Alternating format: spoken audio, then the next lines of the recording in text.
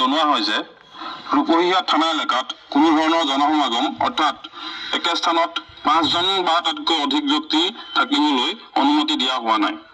যদিহে তেনেধৰণৰ সমাগম হোৱা দেখা যায় তেন্তে তাক বেআইনী জনতা হিচাপে ঘোষণা কৰা হ'ব। গতিকে আপোনালোকক আঁতৰি যাবলৈ অনুৰোধ জনোৱা হ'ল। অন্যথা আপোনালোকক বেআইনী জনতা হিচাপে গণ্য কৰা হ'ব আৰু আইনী ব্যৱস্থা হাতত লোৱা হ'ব। ধন্যবাদ।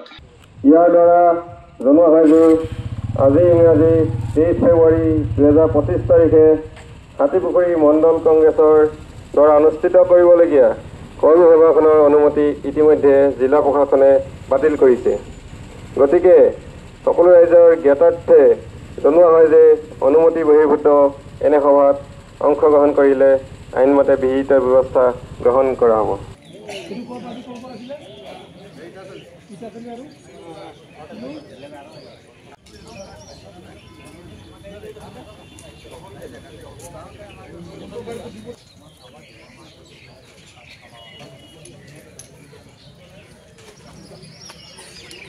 ইয়াৰ দ্বাৰা জনোৱা হয় যে আজি ইংৰাজী 23 ফেব্ৰুৱাৰী 2025 তাৰিখে হাতীপুখুৰী মণ্ডল কংগ্ৰেছৰ দ্বাৰা অনুষ্ঠিত কৰিবলগীয়া কৰ্মসভাখনৰ অনুমতি ইতিমধ্যে জিলা প্ৰশাসনে বাতিল কৰিছে। গতিকে সকলো ৰাইজৰ জ্ঞাতাৰ্থে জনোৱা হয় যে অনুমতি বহিৰ্ভূত এনে সভাত অংশগ্ৰহণ কৰিলে আইনমতে বিহিত ব্যৱস্থা গ্ৰহণ কৰা হ'ব। আপোনালোকক জনোৱা হয় যে ৰূপহীয়া থানা এলেকাত কোনো ধৰণৰ জনসমাগম অৰ্থাৎ একে স্থানত 5 জন বা তাতকৈ অধিক ব্যক্তি থাকিবলৈ অনুমতি দিয়া হোৱা নাই। যদিহে তেনেধৰণৰ সমাগম হোৱা দেখা যায় তেন্তে তাক বেআইনী জনতা হিচাপে ঘোষণা কৰা হ'ব। গতিকে আপোনালোকক আঁতৰি যাবলৈ অনুৰোধ জনোৱা হ'ল। অন্যথা আপোনালোকক বেআইনী জনতা হিচাপে গণ্য কৰা হ'ব আৰু আইনী ব্যৱস্থা হাতত লোৱা হ'ব। ধন্যবাদ।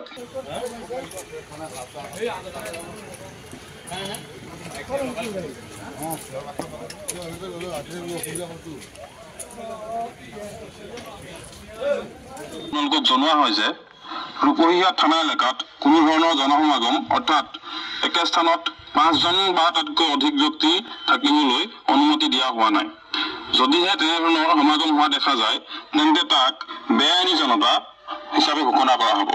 গতিকে আপোনালোকক আঁতৰি যাবলৈ অনুৰোধ জনোৱা হ'ল। অন্যথা আপোনালোকক বেআইনী জনতা হিচাপে গণ্য কৰা হ'ব আৰু আইনী ব্যৱস্থা হাতত লোৱা হ'ব। ধন্যবাদ।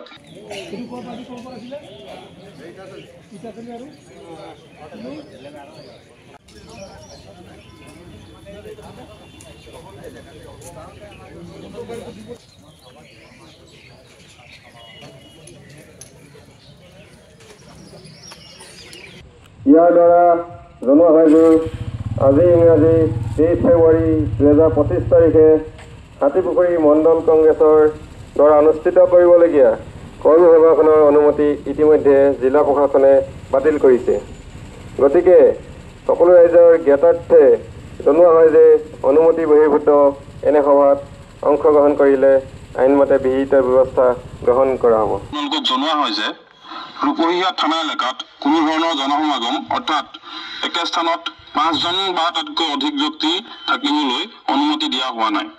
যদিহে তেনেধৰণৰ সমাগম হোৱা দেখা যায় তেন্তে তাক বেআইনী জনতা হিচাপে ঘোষণা কৰা হ'ব। গতিকে আপোনালোকক আঁতৰি যাবলৈ অনুৰোধ জনোৱা হ'ল। অন্যথা আপোনালোকক বেআইনী জনতা হিচাপে গণ্য কৰা হ'ব আৰু আইনী ব্যৱস্থা হাতত লোৱা হ'ব। ধন্যবাদ।